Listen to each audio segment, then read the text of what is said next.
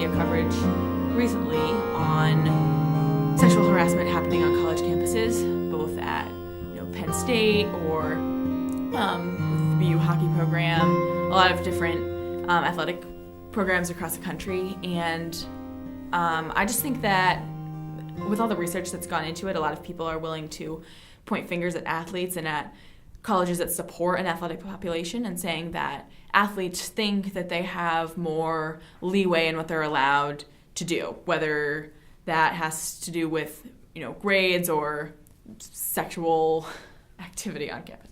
So I know that at BU there was a task force about 2 years ago that discovered that there was just a culture in the athletics department that was not necessarily promoting sexual harassment, but was allowing it to slip through the cracks. And that may or may not be true, but I have never found in my experience with any of the athletes at BU, I've never been uncomfortable around any of them at all. I was an athlete my freshman year here. I was on the rowing team, and so I knew some of the other athletes, whether it was in the weight room or just around campus.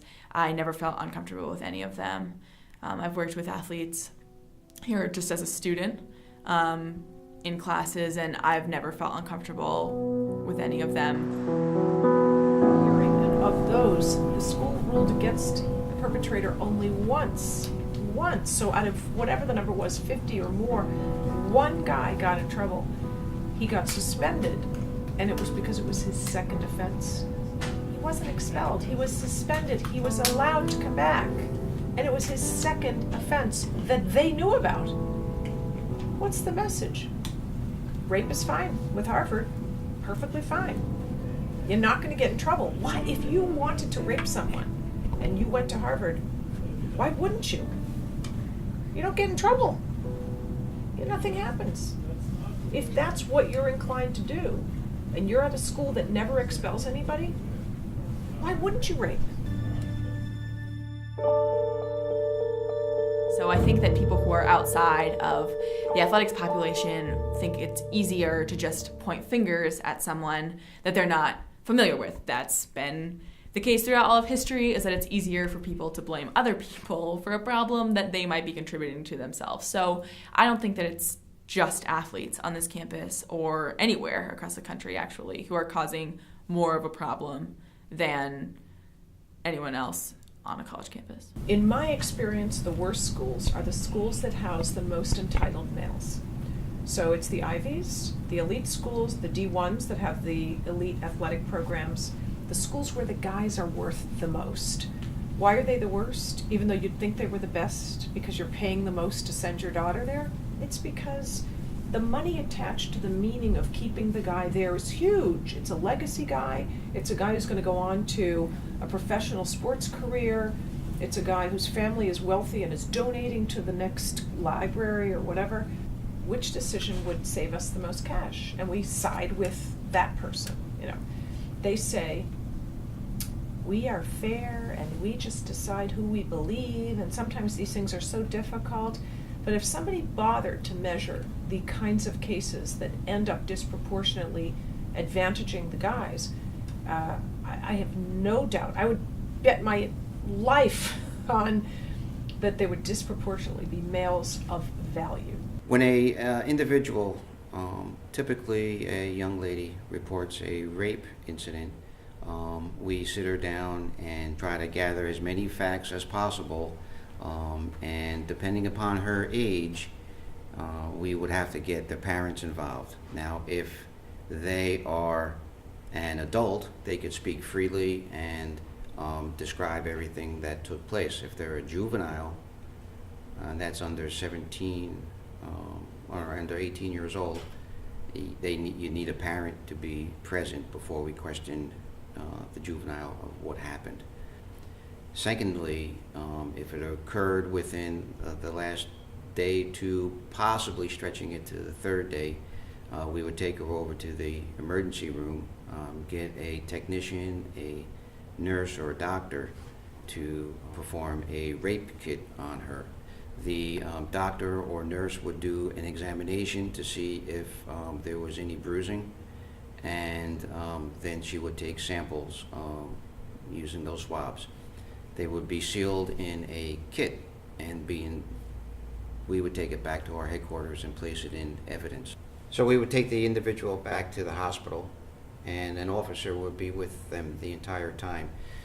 That identifies and the beginning stage and throughout the whole process the ability for the officer to testify in court that he was the individual that maintained the evidence that was collected in the rape kit. These rape kits are stacked up and we need to test them, and it's really important to test them. The truth is, the reason they're stacked up is because they contain irrelevant information. And testing all of them is mostly going to hurt victims by revealing that they had sex with somebody else. 85% of those cases are cases where the woman knew who the attacker was, told the cops who the attacker was, the attacker admitted that it happened, and the only defense was she consented. Those rape kits should not be tested, they should be destroyed. One of the major issues with reporting sexual assault is that it's a very touchy subject. So if I personally were to be sexually assaulted, I'm pretty sure I wouldn't want to talk to anybody about it at all, besides maybe my mom. So some random man at a police station who happens to be a police officer, but still I don't know him, would not be on my list of people I'd want to tell. The police department would then turn that evidence over for examination at the state police lab, and from there the state police lab would do a DNA test and try to make a determination of who that DNA belongs to. To protect the victim from a wrongful intrusion into her privacy. We should not be stacking up anything, much less testing kits that will do nothing but harm the victim's constitutionally protected right to privacy in her consensual sexual activity. And if we're going to spend any money on rape kits at all, it should be spent on only the cases where we don't know who the perpetrator is, or kits where we know who the perpetrator is but he's saying it didn't happen. Fine, let's test those too.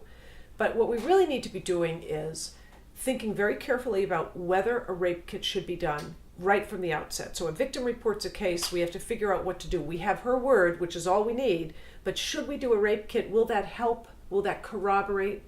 Let's think about it. If the answer is maybe, okay, so you take her to the hospital, you can take the evidence, do the swabbing, take the kit, and then don't touch it. Don't test it, don't open it, don't ask questions about it unless and until you go in front of a judge and the judge says, let's have a hearing. I want to hear from both sides and I want to hear from the victim because it's her body parts we're testing. What are the arguments in favor of and against testing? And if we're going to test, for what question? The concept of consent is really very simple, but you wouldn't know it if you watched legal proceedings in this country because it's made to feel vague and complicated. And people like me think that that's intentional. It's meant to thwart justice, not facilitate fair justice. The next side of what happens is the investigation side. So we had already obtained a story of fact according to what the victim says. Now we have to corroborate that and make a determination of if that's actually what took place. And we would do it independently. If she was at a party, or if it was a date rape type of thing, or if it was somebody that she knew and she tried to say no to, or she was in the park and something took place, we would try to get independent individuals to make a determination whether or not that actually took place by their eyewitness accounts.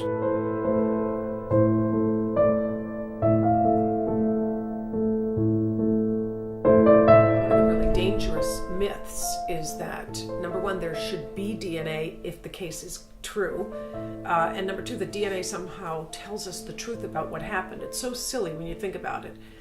First of all, most cases involve the defense of consent, so nobody cares what the DNA looks like or whose it is, and there's an agreement that the act occurred, so you don't need DNA to prove anything that's in dispute.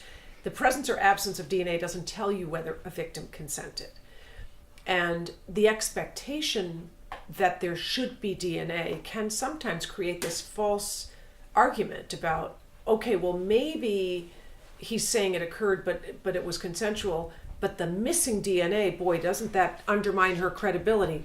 Even though he's agreed that it happened, you sometimes see these constructed false arguments about how it mustn't be a completely credible claim. We just don't take the individual, quote unquote, the victim's story and just say, okay, it happened, therefore this person is guilty, even if they know who it is. There have been instances where it was consensual, but it turns out that for whatever reason, the victim doesn't want it to be consensual and is either trying to get back at the person or doesn't want to admit to their parents, perhaps, that she had consensual sex, and it says that, well, she was raped. So there is there's always two sides to the story, and that's what we always try to determine. By pleading the "we're never guilty" card, we're allowing girls to make poor decisions. So we're not, like, you just as a person shouldn't be walking around in the middle of Boston at 4 a.m. on the Esplanade. I don't care if you're a girl, I don't care if you're a boy, I don't care if you're 80 years old or 25 years old. You shouldn't do it because somebody could rob you, right? So I also don't think that anyone should go to a massive rager party with other people who are completely intoxicated with I just think that there's an attitude on college campuses, especially around the city of Boston, that when people go out, they intend to hook up with people. Or there are a lot of people that intend to do that. And when you're under the influence of alcohol, especially if you're blackout drunk, you don't know what is happening. The other person also might not know what is happening. And so if you decide to make those decisions, consume that much alcohol, you're kind of setting yourself up for that situation to happen. So do I think that it's a girl's fault? No. But do I think that poor decisions on the part of a girl can put you at greater risk for something like that to happen? Yes. And whether you think you have consent or not doesn't matter. And if you try something and you don't have consent and you get it wrong, you're going to jail. Or you're going to get in some kind of trouble, potentially jail. That message isn't very clear, and that's because in most states, we define consent as an act of free will, the decision, the volitional choice to allow someone intimate access to your body, but then it gets modified by these special legal doctrines that say, but even if you didn't give consent, if the guy thought he had consent, we're going to give him the benefit of the doubt. In New Jersey, we don't use the phrase rape, we use aggravated sexual assault. An example could be, or is, when a teacher who is in a position of authority, or it could be a social worker, it could be a police officer, it could be anybody that has responsibility over the individual that's a juvenile, that person is considered a person of authority. If the person is 13 years old or younger and is found to have sexual intercourse, whether it wasn't forced, the 13-year-old in the state of New Jersey is thought not to have the ability to say it's consensual, so therefore it is aggravated. Plus the fact that the individual was a person of authority, that adds to the aggravation, and that those circumstances, when presented in court, could lead to a higher jail term.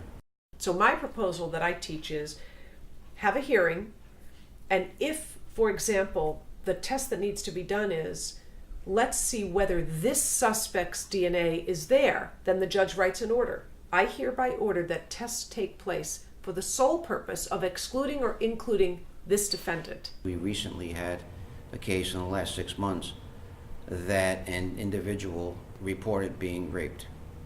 She reported the rape about 3 to 4 days after it occurred. That automatically adds to a little bit of difficulty of getting physical evidence, but we did take her to the ER to be examined, and a rape kit was completed on her. So that incident took place, and we did the investigation based upon what she told us, And in turn, we got a search warrant it was in the person's condominium.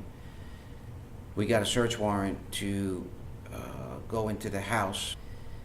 Long and the short of it is, it turns out that she was not raped, and that she stated that the boy that she was seeing had a child with another woman, and she, the victim, wanted the boy not to see the baby. She felt that if she created this charge and he was found guilty, the court would automatically ensure that this person, the actor, would not be able to see the baby. Therefore, her goal was met. It turns out that we ended up charging her with falsifying a police report.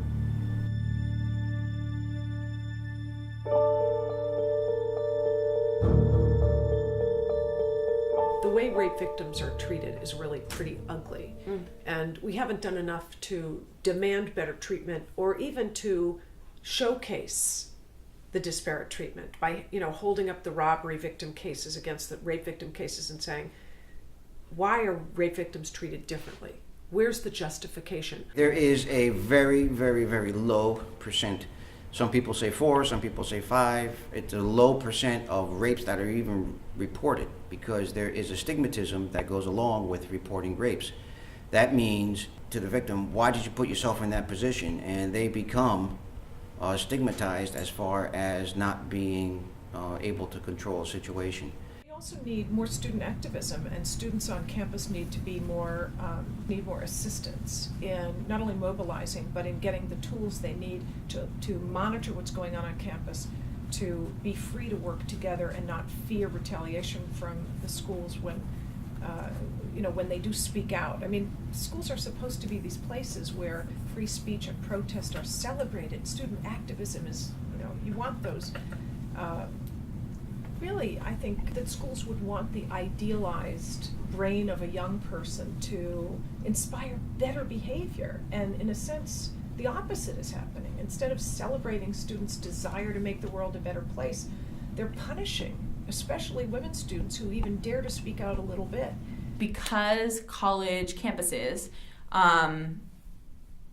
allow students to put themselves in situations with excess alcohol, or with a lot of people in dark areas, just in bad situations where a lot of people don't have control over themselves or memory of what they're doing, that you're more likely in college to be assaulted by somebody that you know than the typical stereotype of sexual harassment. The system has such a nasty response. They're so maltreated compared to other kinds of crime victims that you really have to think that the victim is doing it to cause herself harm.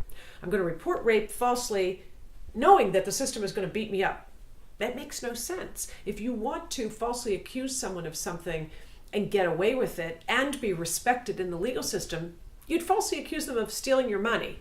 Because we respect people who report that their money's been stolen. It's not painful to participate as a victim of a money theft. And yet we do think, without any justification, that women cry rape for sport, that it's lie, that they do it frivolously. And not only is there no basis in science for that myth, there's nobody asking the question, why are we still thinking this way? Why haven't we gotten over this? Where's it coming from? Can we sit down and talk about how to do things better, how to be more fair? That's the issue, that we don't even have people saying, let's try to fix the problem.